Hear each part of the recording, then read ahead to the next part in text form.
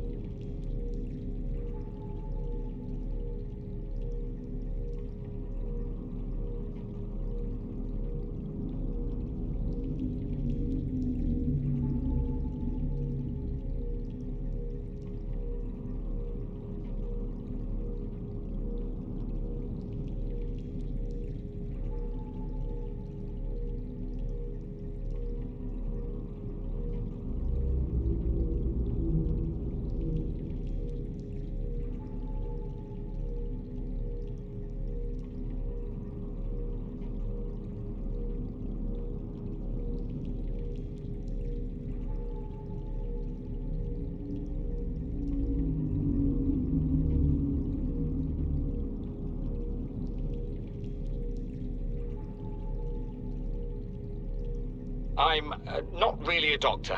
I know that's what my ID says, but I never have been. Cheated the medical exams. What does a doctor these days need to know about manually resetting bones? When was the last time a top surgeon actually cut someone open? That's what the robots are for. Doctors these days read diagnoses off of computer readouts. For that, I'm perfectly qualified. But what good is it when I'm not connected to the main network? I'm bleeding. I've got glowing green pustules growing on my hands. I run a self-scan and it tells me I've got skin irritation. The only thing I studied in medical school was how to lie convincingly. What the hell do I know about how to treat an alien disease? I think I'm actually going to die down here.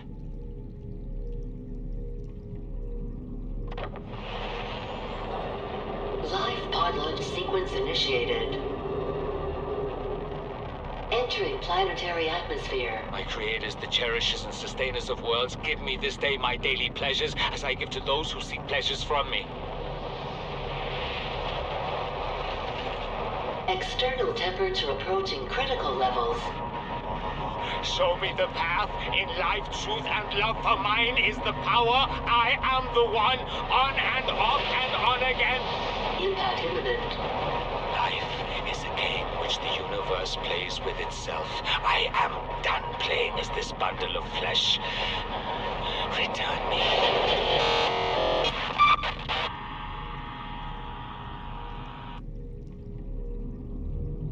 Ozzy's log. It's the day of the crash. I don't know what the heck is happening. I'm scared and I'm not going outside. There are shadows in the water under the hatch, but I can't tell if they're rocks or aliens. And there's weird-looking caves nearby. The Aurora was carrying everything needed to build the phase gate. Mobile vehicle bays, bioreactors, propulsion cannons. It had a cinema. There was a zero-G gym.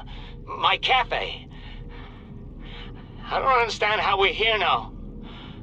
I don't know why no one's coming for me.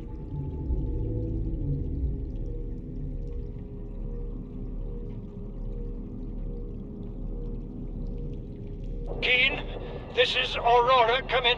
This is Keen. Life pod detached to a cave planet full in 30 seconds. The computer has identified a landmass at the attached coordinates. I want you to regroup the crew there. Understood, but They are your responsibility now. Don't let them down. Captain, you need to evacuate. Negative.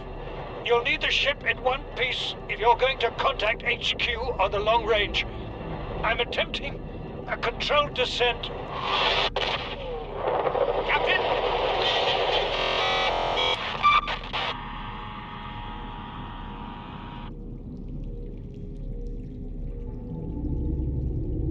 Flotation devices failed. We're flooding. Evacuate. Wait. I can reconfigure the O2 system to act as a bilge pump.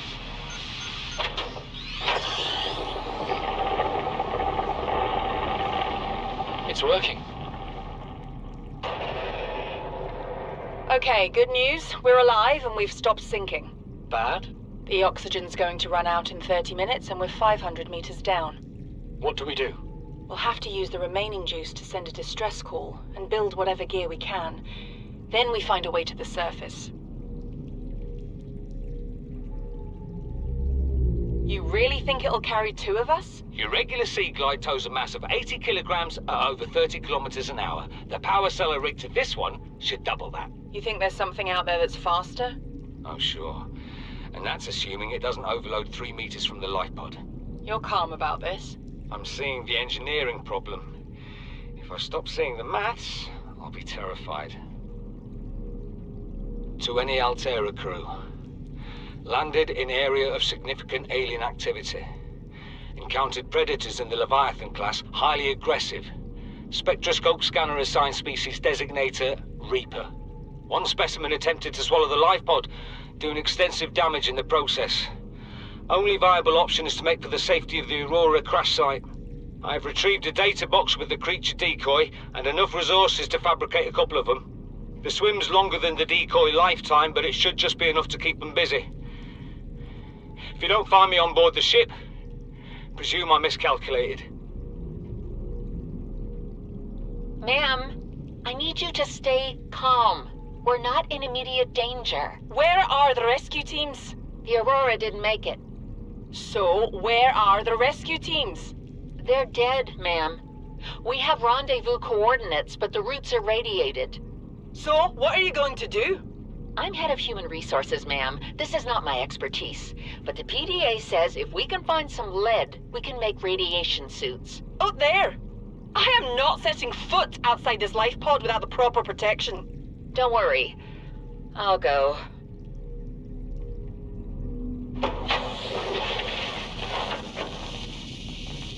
What are you doing? You were gone so long. I thought you'd drowned. Put the flare down! I was going to try and attract someone's attention. That's not a distress flare! Stop waving it around like that. You'll catch the fuel line. I've tried everything. The analysis circuits on the fabricator are fried. Can barely manufacture the most basic of materials. Want a battery? Here, have a children's toy. Need deep-sea diving equipment? Have some lab tech. Hungry? I'll turn that fruit into dust for you. I'm going forward with trial and error. I hit every button here has got to make something useful eventually.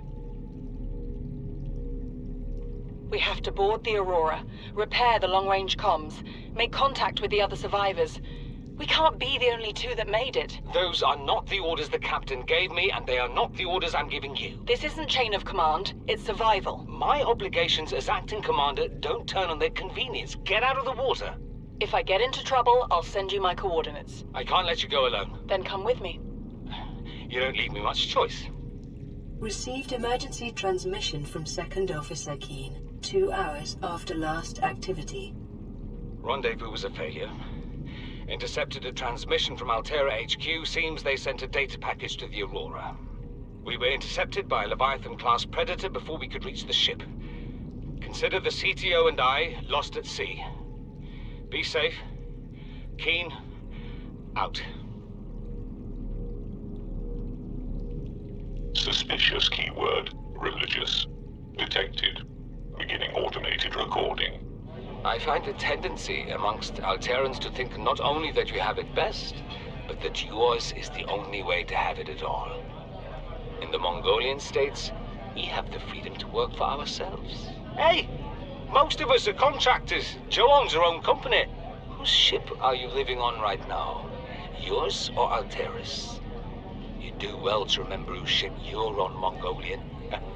According to my religious beliefs, this ship belongs to us all. We're all part of the same system. The only difference between us is where we choose to draw lines. Wise words for someone from a cowboy corporation fighting over rocks in the far reaches of space.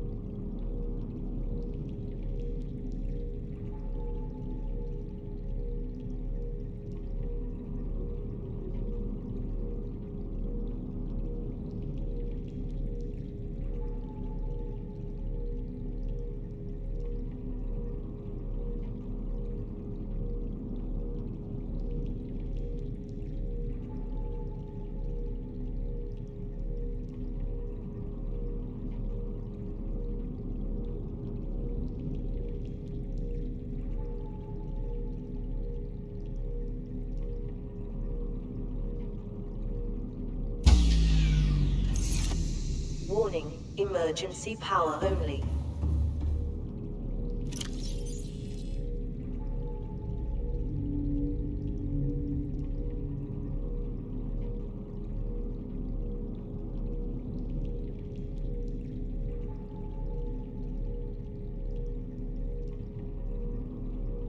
I thought it might get claustrophobic living underwater.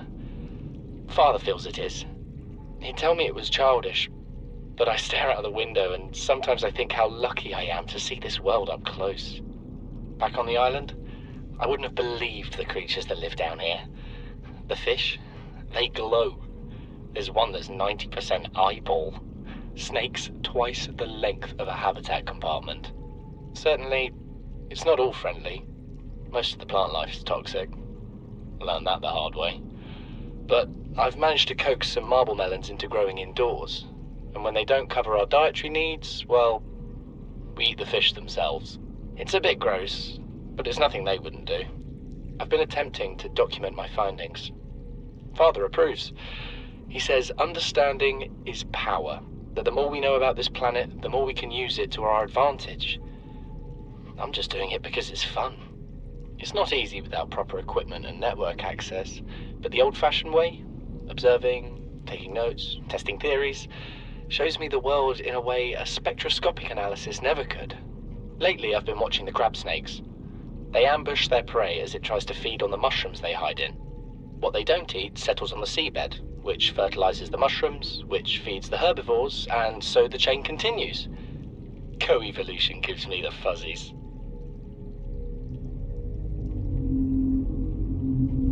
Something incredible just happened. Since we're down here, I had this plan to build equipment and study the life forms we were encountering, but I didn't have enough enameled glass. So, I started looking for a natural substrate that would strengthen the glass we have, and those stalker teeth we've been finding fit the bill. Only, well, we needed more. That's when Marguerite got interested. She actually listened to me, more than I can say for Father, and I worked up the courage to talk about my more tentative theories. When I told her they were attracted to metal deposits, that their teeth get dislodged when they pick them up, her eyes narrowed and she dashed out of the room. 3 hours later, she came back, her pack loaded down with stalker teeth. I asked her about it. She shrugged and said my theories were good. Said she had the meeting out of the palm of her hand. I think she meant it literally. She is incredible. She went out to the kelp forest, armed with just a heat blade, and went fin to fin with a pack of stalkers. On the one hand, that is the coolest thing I have ever heard. On the other, well, I hope the stalkers didn't come off worse than Marguerite did. She had a huge gash on her forearm. I don't think things went as smoothly as she made out. what's the point in surviving here if we have to kill everything that makes it so wonderful? I wish I knew more about these animals, but Father won't let me leave the habitat. Maybe with all this glass, we could build a containment unit and get up close to them. This is the first time I've seen sunlight in months. After all that time in the deep, I'd been dreaming of it. Now that I'm back here, I'm finding it hard to enjoy alone. Father was right. We should never have left this place. We shouldn't have gone so deep. They do not want us down there. Despite my best efforts, ill health is taking hold of me. The visions are getting worse. Marguerite and Father are now part of the ecosystem of this incredible planet. It's reassuring to know that when I go, I'll join them. Until then, well, there's always the view. This island is a godsend. Look out of the window. No predators, fresh food. No building materials, nothing left of the ship. And your kid says we're gonna starve without more grow beds. Speak up, kid. It's true, Father. The natural growth rates are too slow to keep supporting us. All I'm saying is ocean's got us surrounded. No use hiding. Sooner or later, we'll get our feet wet. The rest of your life may have been a fight, Maida, but I've made my decision. You want to forfeit your emergency pay to take a swim? Go ahead. Believe me, I'm thinking on it.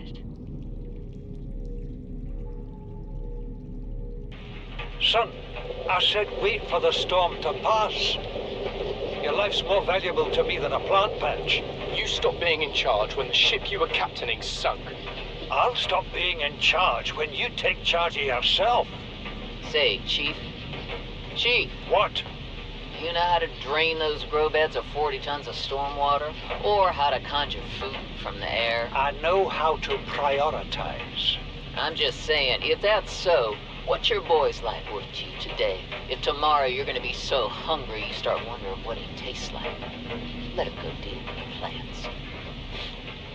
Son, go deal with the plants. Bart, Torgal has disembarked the habitat. Interfere with my family again, and when rescue arrives, I will leave you here. Do you understand me? No rescue coming, Chief. Not in time. No staying here neither. This rain keeps falling, sooner or later this place will be buried. Only choice we got is whether to get buried with it.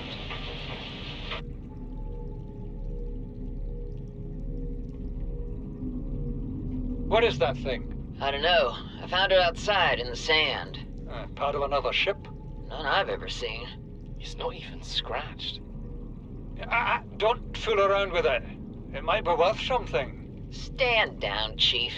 If it were gonna crumble to dust, it would have done so when I picked it up. It's glowing. We're not the first people to come to this planet. People. Maybe. Could be aliens. Could be the damn sea monsters for all we know. One thing for sure, we ain't gonna find out by staying here. Son, there is always a pecking order. And in our world, money makes a hierarchy. I pay Maida a fraction of what I pay you, and you a fraction of what I pay me. If money makes the hierarchy, why is Marguerite making the decisions? We need her.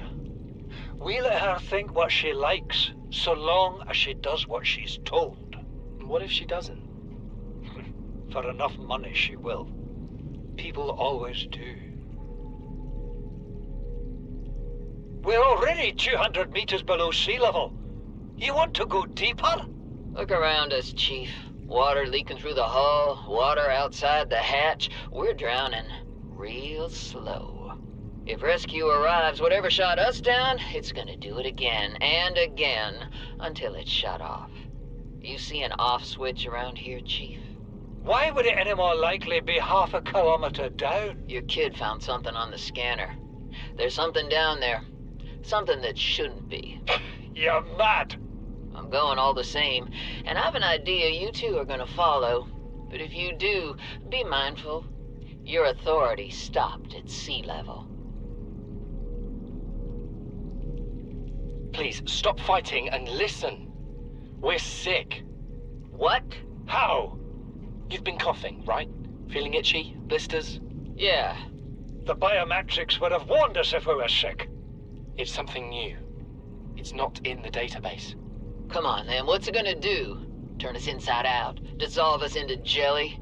It's an alien bacteria. It's everywhere. Every organism on this planet. It's altering our genetic code. How are the creatures surviving if they're infected? I don't know yet. Want me to cut some of them open for you? Find out what makes them tick? No. Just tell me what you need, son. Materials, equipment. Just... Can I have some quiet? I need some time to think.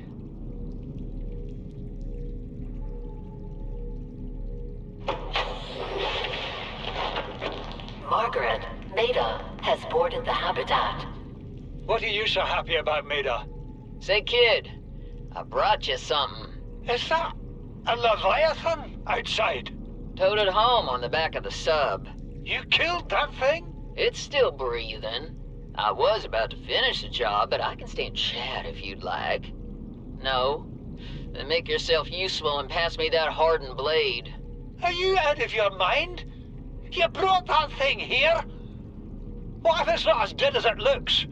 What if others come? You prefer it got curious and came of its own accord, or got messed up and dragged here? When we get off this planet, I am going to drag you through every court in the damn Federation.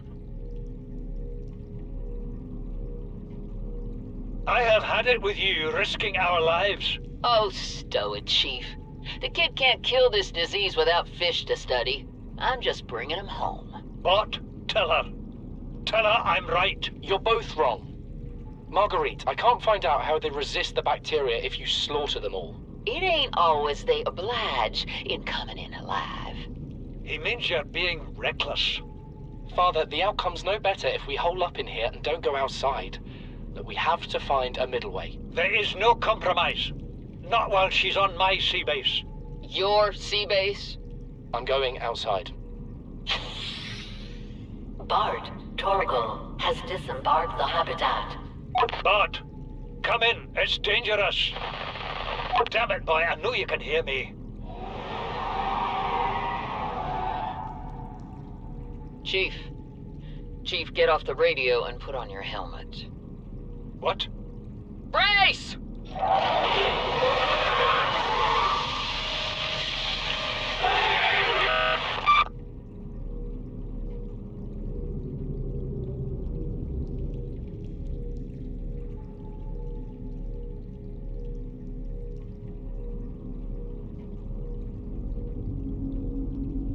Chief's log, 5 weeks since the crash. The only other survivors are my son, Bart, and Maida, the cut-price mercenary I commissioned for the journey. After days drifting in the life pod, rain hammering on the roof, the weather cleared and we washed up here. I had Maida salvage the Degazi wreck, set Bart to finding us a stable source of food. His education is paying off sooner than I'd anticipated. Our only problem is Maida. She says the weather's going to turn. I say she's finding excuses to risk our lives. I imagine she's not gonna weaken her life without a physical altercation, and she's itching for a fight. In every judgment she makes, things go from bad to worse. If she had my experience, she'd have more faith. Humans have spent millennia specializing in how to shackle nature to our will. This planet won't cause us any new problems.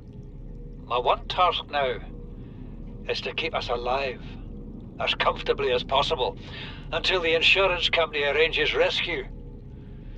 In this part of space, that could be months, or even years.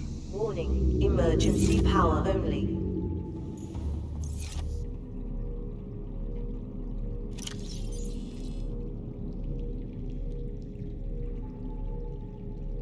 Came out of nowhere. An alien kraken, bigger than a cyclops. Tore a hole clear through the reinforced hull. I barely got my breather in time. I told her. I said others would come. The rupture threw me clear of the habitat, and the monster turned and bore down on me. And just as its tentacles came within reach, Maida appeared out of nowhere. She had a sea glide in one hand, a jagged piece of scrap metal in the other. She meant to butcher that beast or die trying. The last I saw her, she had the metal lodged in its neck as the monster did its best to shake her, contorting off into the darkness. I'm certain she got her wish, one way or another. Then I thought I saw a light deep below me. I hoped maybe Bart had swum clear. I followed it. Now I wonder whether I saw anything at all. Our oxygen is low.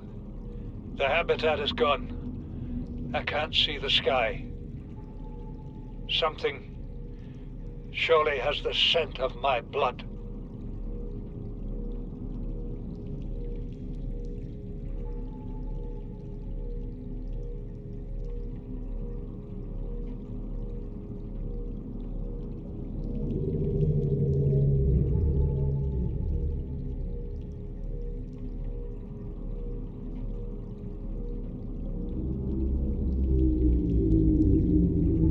Average long-range transmission delay, 8 hours.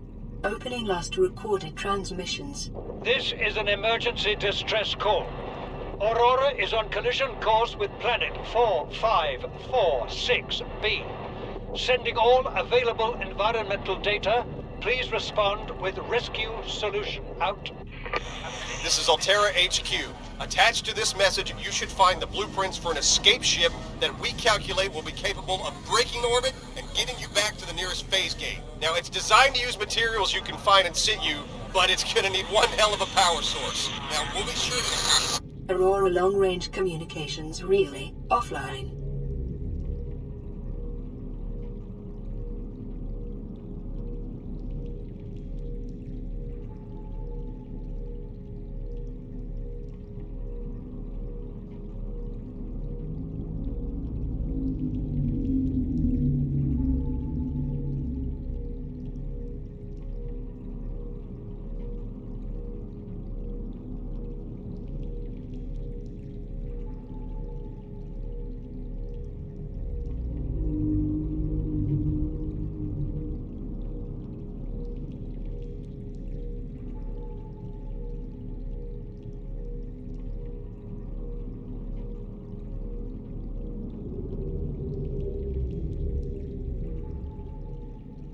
Listen, I know I don't have the right to make demands of you, but I need you to understand that I want to change our arrangement.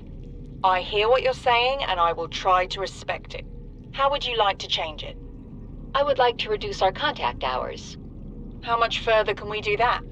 To 0. You're dumping me. I'm changing the terms of our relationship. How is it still a relationship if we don't see each other? It's a relationship of a kind. You have so many expectations. I feel you just want to spend more time with that dumb guy in his dumb robot suit. That's not a feeling. It's a judgment. And I feel hostility in what you're saying. Perhaps your jealousy is a sign that you need to take another look at your business model. Why can't you just be happy for me? I am happy for you, and I'm happy for all the guys in the prawn bay. I'm just not happy for me. This is why I want to change our arrangement.